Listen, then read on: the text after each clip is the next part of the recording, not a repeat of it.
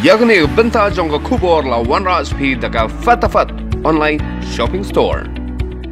Hadin balakang kumbalay banay duna ki exam jong ki class 12 ki Sdang Biang hene ka singi kong ka pratarik ujileo. Haga ne ka singi ka subject ka balapnalong ka de ka subject physical education bat kane ka exam kan beteng lasay ka singi bat lashi singi.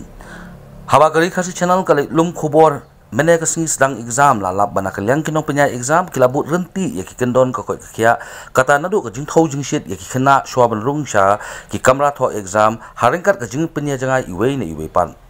u principal ka Shillong college u Dr. MD habayakran bat ka RiKhasi channel ulaya thu bana kalyang ka college kila a jing slok shwa ya ki khana bakim de bandon jing shap ding ya ki aka baro Henry ban plek jimut be tang ha ka exam.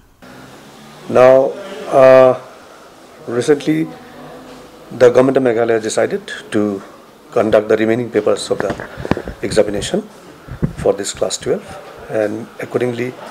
the Meghalaya Board of Secondary Education, they directed us to conduct the exam,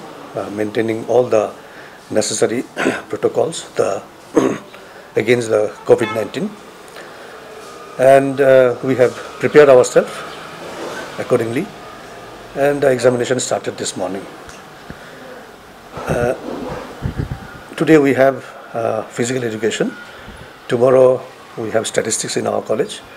and day after tomorrow mathematics will be held. And we have maintained all the protocols, all the directives given by the government,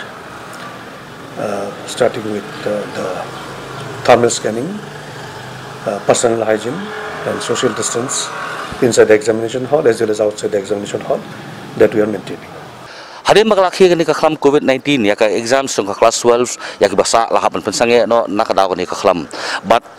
kumba hiyo I menta ba ka sarkar ka beteng kala pha yang manpelong yang ni ka exams but hangni menta ngidon ha ka Shillong college ka ba ya ki exams ki basa jong ka class 12 lasdang no nadu ka ni ka singi ba nga kwa du ban pen kemau ba ka ni ka exams kan dei menta ka singi lasai ba kan kod ha ka shpotrik.